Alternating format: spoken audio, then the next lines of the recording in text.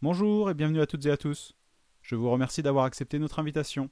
Cette webcast aura pour but de vous présenter une extension de PTC Creo paramétrique, unique en son genre, qui permet de simplifier la gestion des données lors d'une phase de conception. Je m'appelle Ronan, je suis ingénieur d'application au sein de Forcat Group et j'ai le plaisir d'animer cette présentation en votre compagnie.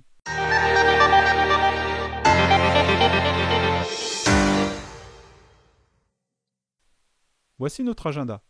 Pendant les toutes premières minutes, je ferai un rappel sur les enjeux de l'entreprise industrielle et la stratégie que Forcat Group propose.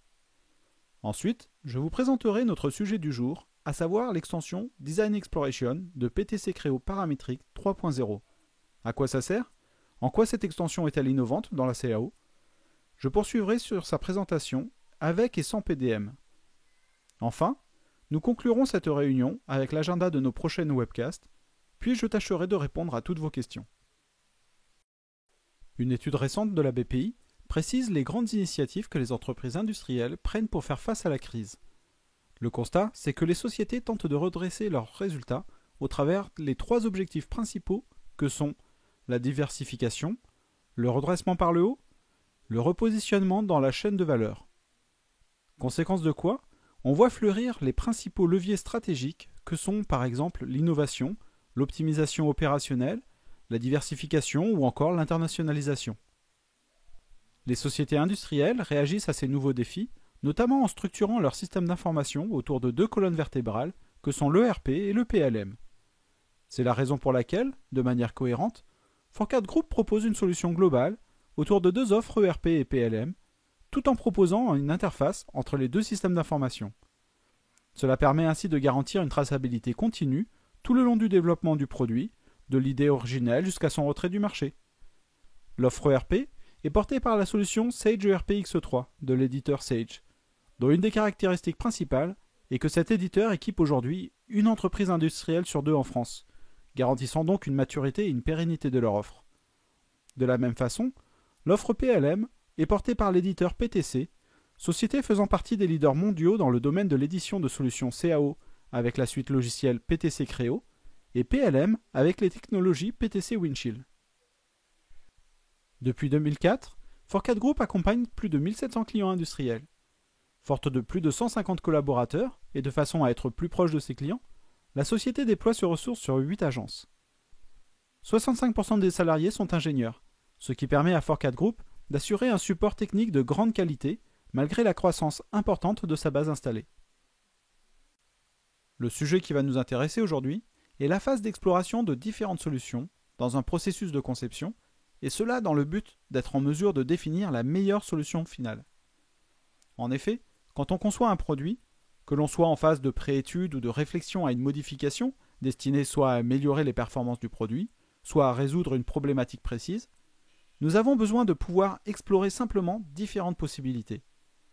Dans un processus souvent complexe, au cours duquel nous avons besoin de tester différentes directions de conception, nous aboutirons à des impossibilités, nous devrons parfois revenir en arrière, et parfois même nous devrons récupérer des idées que nous avions écartées à un moment donné pour les reprendre, les faire évoluer et ainsi de suite, afin d'arriver à une solution finale que l'on qualifiera comme satisfaisante.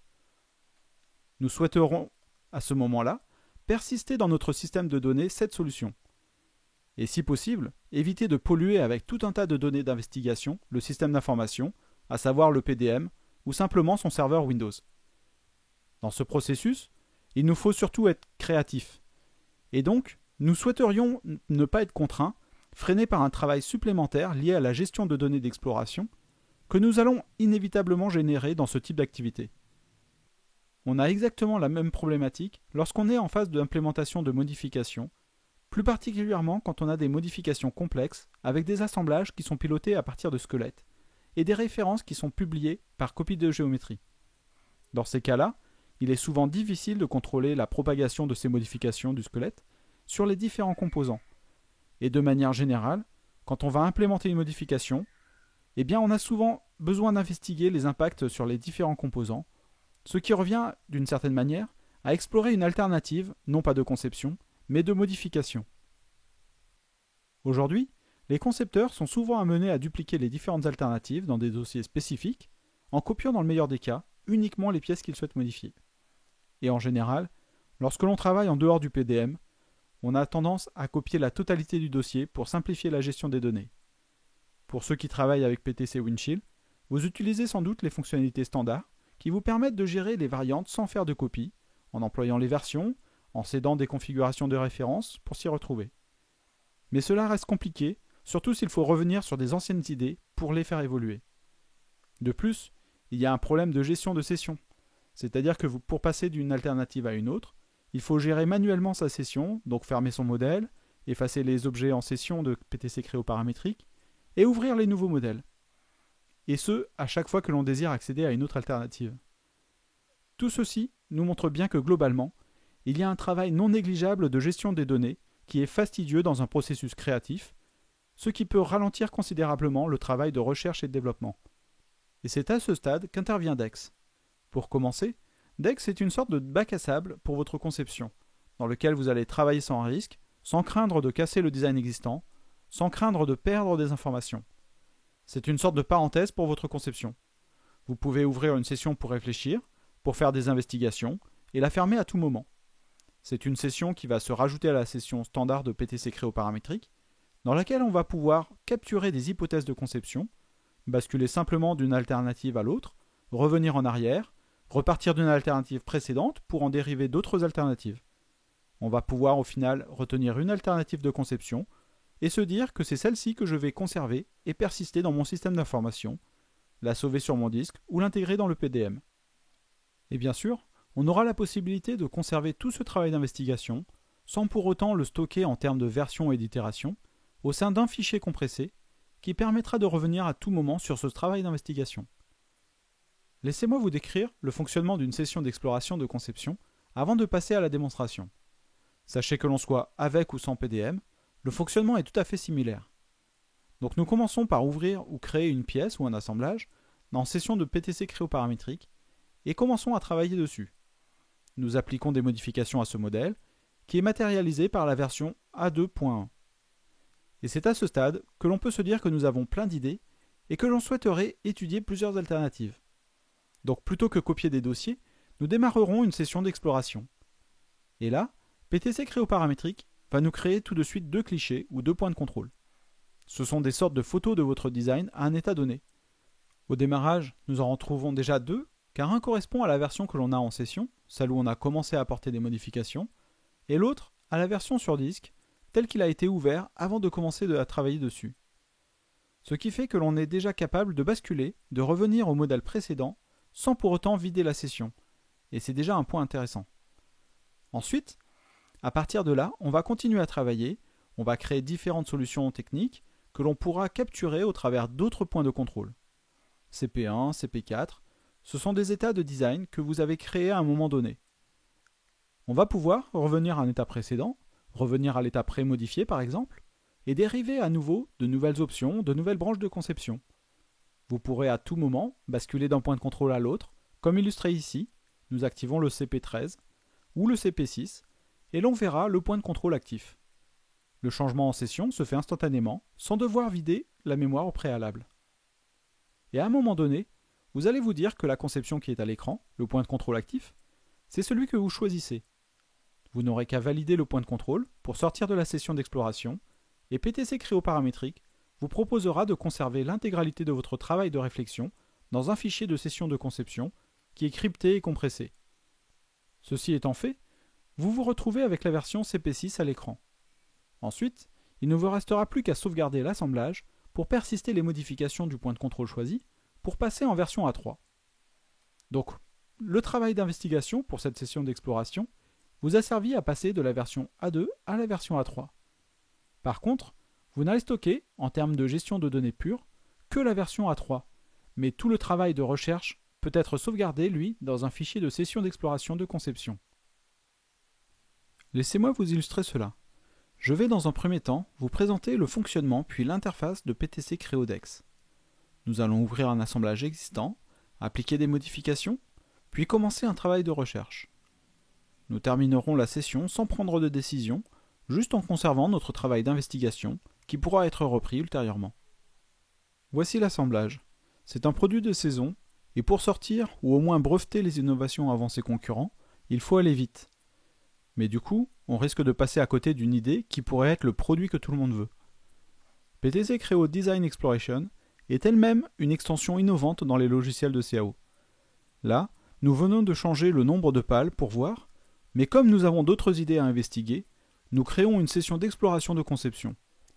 Constatez, comme évoqué en introduction, que nous pouvons déjà passer de la version d'origine à la version avant d'entrer dans cette session.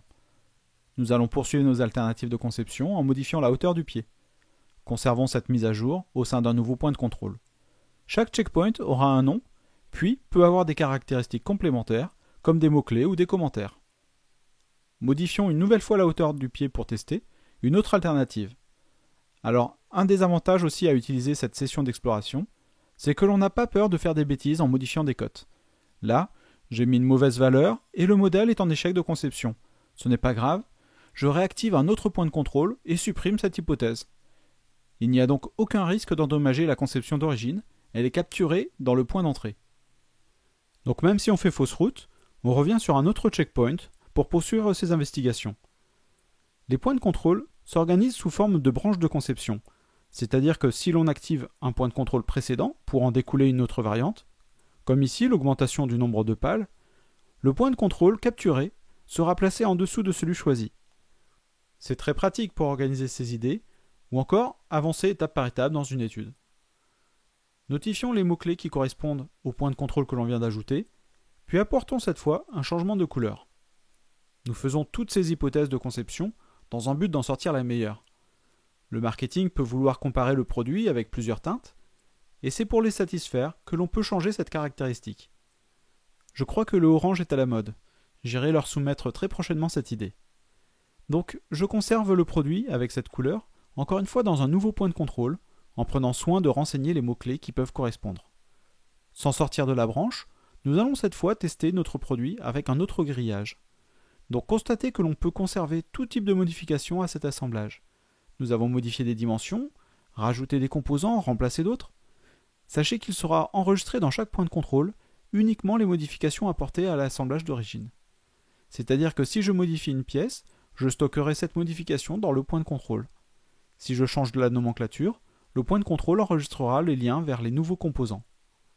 Il est possible d'embarquer aussi la totalité des pièces dans un but de partage avec un autre service ou bureau d'études qui n'aura pas accès à la même base de données que moi. Alors parfois, plutôt que de rajouter de nouveaux checkpoints, il est également possible d'en mettre à jour. Nous pouvons aussi actualiser ces attributs, ces mots-clés, en fonction de son évolution. Laissez-moi vous présenter maintenant l'interface. Nous renseignons des mots-clés dans un but de rechercher rapidement des alternatives. Par exemple, je lui demande de me trouver tous les points de contrôle qui contiennent le mot-clé couleur. L'affichage de l'arbre peut aussi être modifié en fonction des préférences de chacun.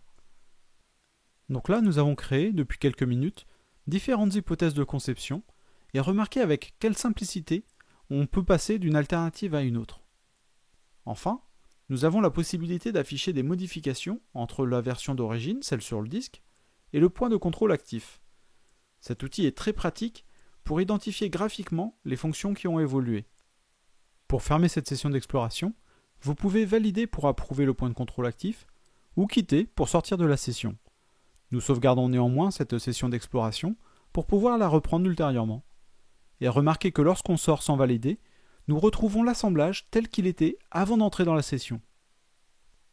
Maintenant, je vais vous présenter l'intérêt d'utiliser PTC Creo Dex pour la mise à jour d'un assemblage piloté par modèle squelette. Lorsque des modifications sont appliquées au squelette, cela peut avoir des répercussions sur vos modèles, parfois sans que vous le sachiez. Si vous utilisez PTC Windshield, vous serez à un moment donné averti des changements, car l'outil vous demandera de récupérer les fichiers modifiés. Encore que, si vous êtes déjà propriétaire, vous ne verrez rien passer. Mais parfois, il se peut que vous n'ayez pas les droits nécessaires pour appliquer ces modifications sur certains composants en fonction de leur maturité.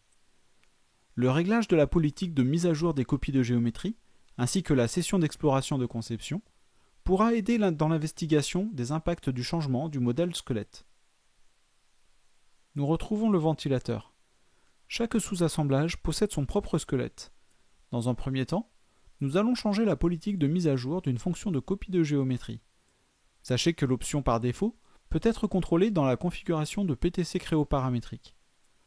Pour cet exemple, nous la passerons sur une mise à jour manuelle avec notification. Cette option est très intéressante pour identifier les pièces impactées par la mise à jour du modèle squelette. Du coup, le centre de notification nous permet de retrouver la fonction, et c'est là que PTC Creo Dex intervient de nouveau. Une nouvelle option de comparaison nous permet de visualiser très facilement les éléments modifiés. Il est possible d'isoler les fonctions de copie de géométrie concernées, ce qui est très pratique avec des gros assemblages. Et pour aller plus loin dans notre investigation, nous pouvons à tout moment lancer une session d'exploration afin de trouver 2 points de contrôle correspondant à la version avant et après la mise à jour du squelette. Pour terminer cette présentation, je voulais vous montrer la gestion d'une session d'exploration dans un environnement avec PTC Windchill, puis également le fait qu'une session d'exploration peut aussi servir dans le cas d'une modification d'une pièce seule. Me voici dans une session PTC Creo paramétrique liée à PTC Windchill. Nous pouvons identifier dans l'espace de travail un fichier TMU qui est l'extension d'une session d'exploration de conception que nous ouvrons de la même manière que l'on ouvre un fichier dans PTC Creo. Nous retrouvons les différentes hypothèses de conception au travers les points de contrôle et nous identifions une alternative correspondant aux attentes. Donc nous validons ce point de contrôle et constatez qu'une fois sorti de la session, nous avons conservé le point de contrôle comme étant la modification officielle de cet assemblage. Afin de justifier le choix technique de cette version, vous pouvez embarquer la session d'exploration comme pièce jointe à l'assemblage. Cela permettra de la retrouver facilement. Sachez aussi que si vous ajoutez un fichier de session d'exploration à votre espace de travail, il se chargera lui-même d'embarquer les fichiers nécessaires aux versions employées pour permettre son ouverture. Sachez aussi que la session d'exploration de conception n'est pas restreinte à un assemblage. En fait, elle prendra en compte tous les fichiers que vous aurez en session dans PTC Creo paramétrique à son démarrage. Pour cet exemple, nous souhaitons appliquer des modifications au design de la pièce. C'est une forme obtenue à partir de la fonction style libre. Étant trop habitué aux fonctions paramétriques, cette fonction me désoriente. Je n'ose pas trop la modifier, peur de ne pas pouvoir faire marche arrière. Eh bien, l'extension de PTC Creo Design Exploration va nous rassurer en nous permettant d'appliquer un point de contrôle dès que l'on sent nécessaire d'en ajouter un. Nous pouvons ainsi avancer sereinement dans nos modifications, car je sais que ça vous est déjà arrivé d'écraser votre travail lorsque vous avez senti un dérapage dans vos modifications, même si vous étiez à un état très avancé. Cela nous est tous arrivé, et plus d'une fois. Ou alors, vous faites une copie d'une copie d'une copie et sortez une astuce pour remplacer votre nouveau modèle par l'ancien pour qu'il continue l'historique. Ici, avec PTC Creo Dex, vous mettez tous ces problèmes à la poubelle. Imaginez le gain de temps. Notez surtout l'énergie économisée qui sera dépensée à la découverte de nouveaux concepts plus qu'à la gestion des données. Vous étudierez ainsi beaucoup plus de solutions et serez capable d'en sortir la meilleure sur plus de choix. Ma présentation est terminée, j'espère que vous aurez compris l'intérêt et le gain que peuvent apporter cette extension. Pour résumer, retenez que PTC Creo Design Exploration est une nouvelle extension de PTC Creo paramétrique 3.0 qui va permettre facilement d'explorer un maximum d'idées avant de prendre une décision et surtout sans les contraintes habituelles de gestion de données qui sont issues du processus de réflexion, de manière à soulager le concepteur pour favoriser sa créativité. Pour en savoir plus à propos de PTC Creo Design Exploration, ou pour obtenir un rendez-vous afin que l'on fasse une démonstration à partir de vos modèles, vous pouvez nous contacter soit à l'adresse électronique, soit au numéro vert marqué à l'écran. Cette présentation sera très prochainement disponible en replay sur notre chaîne YouTube. Je vous invite à aller la consulter et la partager. La saison des webcasts est maintenant terminée. En revanche, nous reprendrons en septembre avec 3 sujets différents, à savoir l'illustration technique avec PTC Creo Illustrate, la gestion des modifications avec PTC Windchill et les solutions que peuvent apporter Sage X3 dans le domaine de l'aéro. Bonne journée et à bientôt. Forcat Group, accélérateur d'ambition.